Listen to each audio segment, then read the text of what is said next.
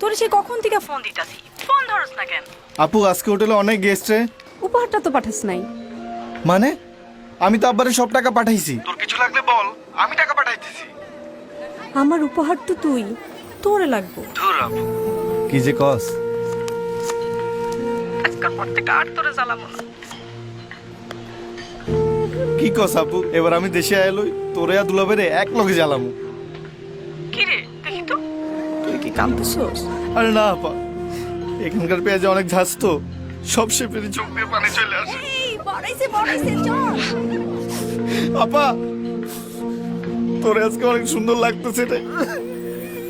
হাজার কষ্ট ম্লান হয়ে যায় তোমাদের মুখে, রব জানে। ফোন আইছে না ভাই, কোনো কল আসে? উফ,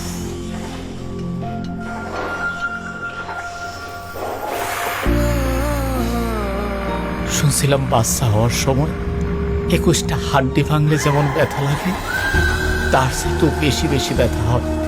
তুমি এত ব্যথা সইতেছ আর আমি তোমার পাশে নাই। আল্লাহ, তুমিও সহায় থেকে। তোমাদের হাসি মুখে মুছে যায় সব ঋণ, মিশে যাওয়া চাপা কষ্ট হয়ে ওঠে সীমাহীন।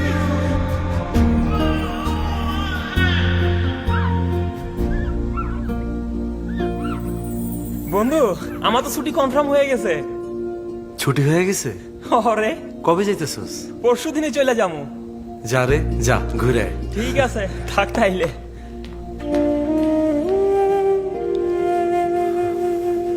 আমি বোধহয় সে অভাগা ছিলাম যে চাইলেও বাড়ি যেতে পারে না।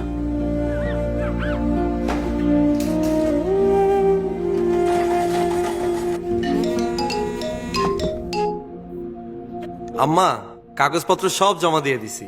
আকামাটা পাইলেই এবার চলে আসবো।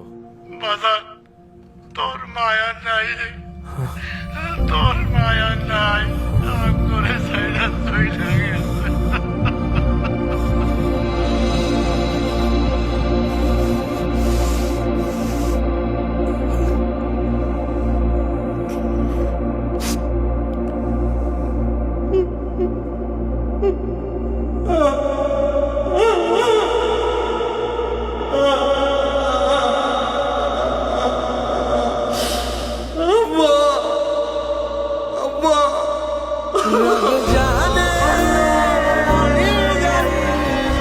সুখ দুঃখের এই অনুভূতিগুলো চাপা পড়ে যায় এমন